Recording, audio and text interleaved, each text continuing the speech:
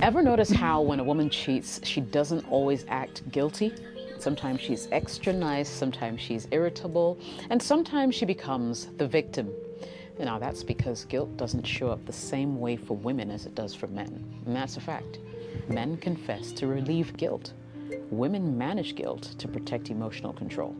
If you've ever sensed something was off but couldn't explain why, this video will give you clarity. So in today's video, I'm going to walk you through 5 psychological behaviors women display after cheating, why they happen, what they mean, and how to tell guilt from genuine emotion.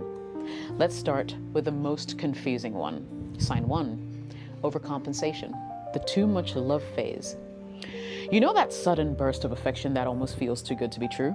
She's hugging you more, texting you sweet messages out of nowhere, talking about us like she's fallen in love all over again. You start thinking, wow, maybe she finally got back on track. Except that's not true. What's actually happening here is psychological compensation. When a woman cheats and still sees herself as the good person, her brain enters what psychologists call moral balancing. It's a subconscious attempt to even the score. I did something bad, so now I need to do something good, right? She turns up the love.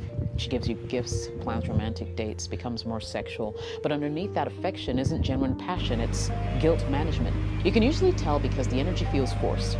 She's not connecting, she's performing. She's trying to erase the wrong in her head by being the perfect girlfriend for a while. And deep down, you can feel the disconnect. It's in the timing, you know? Right after a weird weekend, a secretive phone call, or a sudden mood change.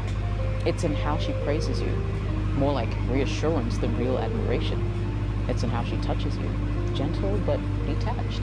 And the real giveaway is the affection does not last because it's not rooted in desire, it's rooted in guilt. Now, once that temporary moral relief wears off, her energy will drop again. She goes back to being distant, distracted, defensive, and you'll be left confused.